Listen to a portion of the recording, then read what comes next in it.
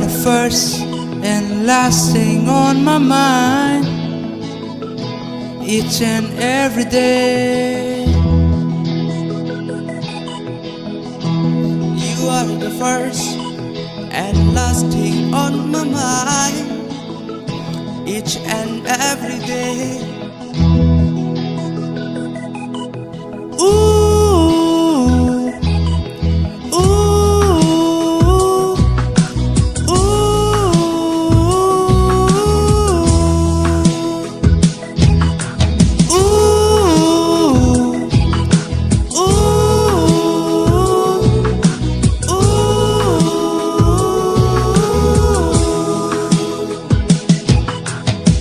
Ranikang sang mason, ing sang jin tomon, nang panang helong, ne sing le karong.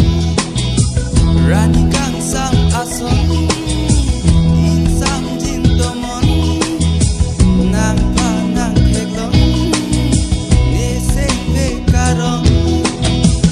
Sining ing ding kirasonon, ruwenang jang pobon, ruwenang jang pobon, ruwenang jang pobon, ruwenang jang pobon, ruwe ruwe ruwe, ningkang sang aruwe, ruwe ruwe ruwe, ningkaro aruwe.